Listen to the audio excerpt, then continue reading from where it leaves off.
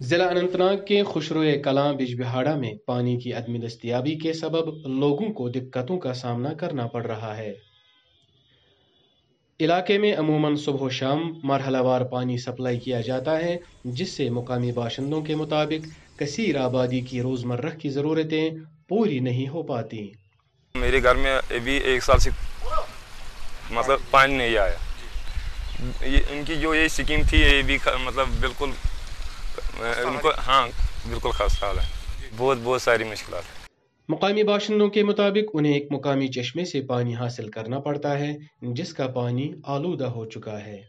آب کے حوالے سے مشکلات 24 گھنٹن میں صرف 1 گھنٹہ آب چلان، مگر تمیک وجوہات پاورے رود کھاڑن ول آب پیوان پلانٹ پہ کھاڑن بیس ٹنکی پہ یل تم پاورے رود تم ہکان کھڑتھی۔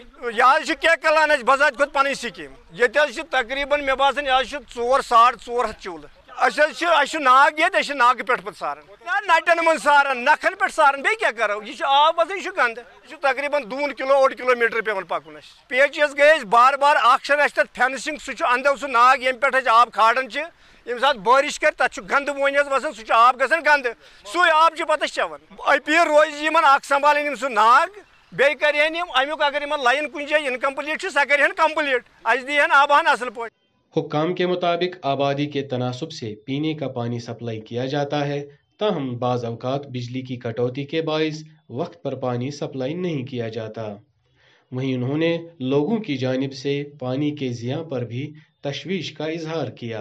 ایکچولی ہمارا وہاں پہ اسپرنگ سورس ہے جس سے ہم پانی لفٹ کرتے ہیں SRs میں، پھر اس کو ہم ڈسٹریبیوٹ کرتے ہیں لوگوں میں، تو وہی ہمارا ہے۔